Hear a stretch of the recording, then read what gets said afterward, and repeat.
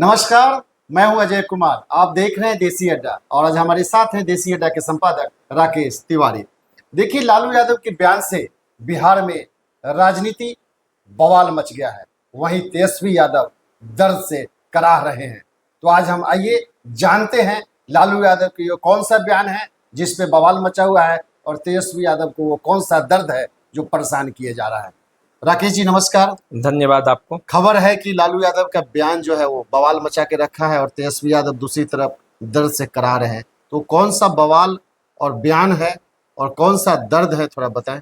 देखिए, आरजेडी के लिए अभी की स्थिति थोड़ी सी चुनौतीपूर्ण है। चुनौतीपूर्ण इसलिए है कि लालू यादव का एक बयान उसके लिए कहीं सिरदर्द न बन जाए आगे चल के, क्योंकि जब कोई बातें आती है तो विपक्ष जो भी होता है वो उस बयान को लेके अपना पूरा चुनावी अभियान शुरू कर देता है। तो लालू यादव का बयान आया कि मुसलमानों को भी आरक्षण मिलना चाहिए।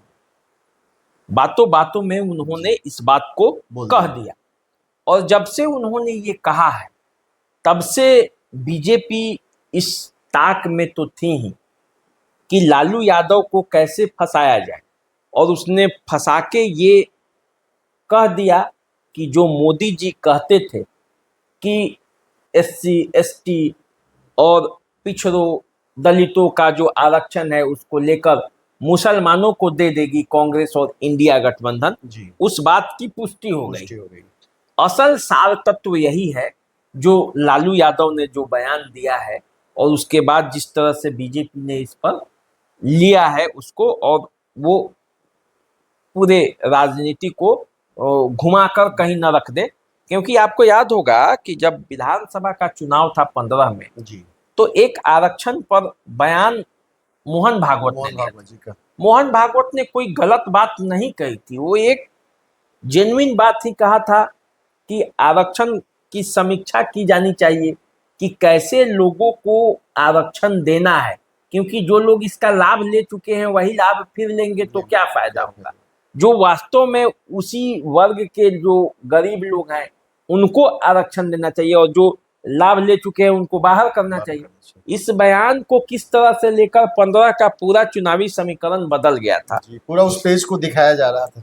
तो क्या उसी तरह के फिर इस लालू यादव के बयान को लेकर बीजेपी पूरे मामले को कहीं घुमा तो नहीं देगी? बिल्कुल, और ऐसा लग भी रहा है, इसीलिए बवाल मचा हुआ है। दूसरा, जो तेजस्वी यादव जो दर्द में है, तेजस्वी यादव को जो दर्द है वो उनके बैक पेन का, पिछले कई दिनों से आप देख रहे होंगे कि चुनाव प्रचार में जब तेजस्वी यादव जा रहे हैं तो उन्हें सहारा देकर ले जाया जा रहा है, व्हील चेयर पर ले जाया जा रहा है। इस परिस्थिति में भी तेजस्वी यादव जाकर अपना चुनावी सभा कर रहे हैं। अचानक से उनका दर्द ज्यादा बढ़ गया है, इतना बढ़ गया है कि अब वे व्हील चेयर से उठ नहीं पा रहे हैं।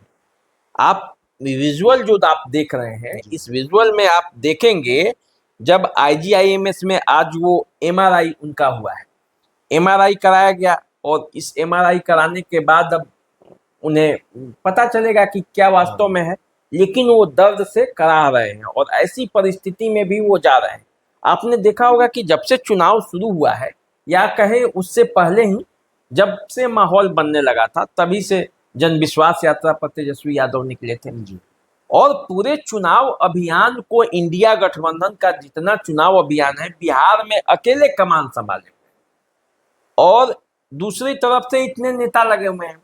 तो तेजस्वी यादव ने चुनाव प्रचार के अभियान को बड़ी मजबूती से इंडिया गठबंधन के तरफ से कमान संभाला था, लेकिन जब स्वास्थ्य ही सही नहीं रहेगा तो फिर दिक्कत होगी। कल ही उन्होंने मात्र 2 सभा किया है। इस दर्द में उनकी जीवटता ही कही जाएगी कि इस दर्द में भी जाकर वे चुनावी सभा कर रहे हैं और चुनाव प्रचार कर रहे हैं।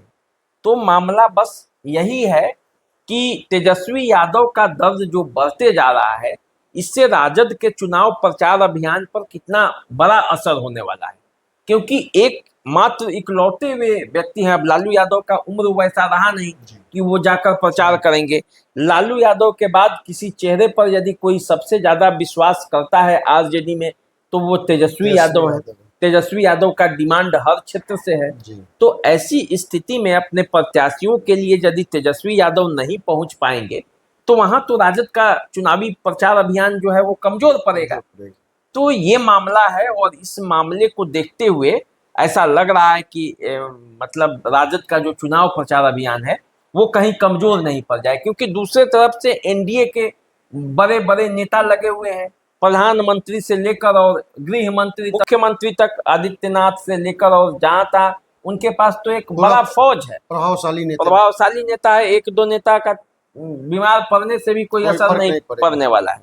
देखिए प्रधानमंत्री 12 तारीख को आ रहे हैं पटना में, रोड शो है, फिर 16 तारीख को सारण में भी वो जाएंगे, रात्रि प्रवास भी है उनका। तो ऐसे स्थिति में जहां प्रधानमंत्री और ये आ रहे हैं, वैसी स्थिति में तेजस्वी यादव का जो ये दर्द बढ़ जाना, ये राजद के लिए राजद के लिए थोड़ा चिंताजनक और चुनौती का समय है।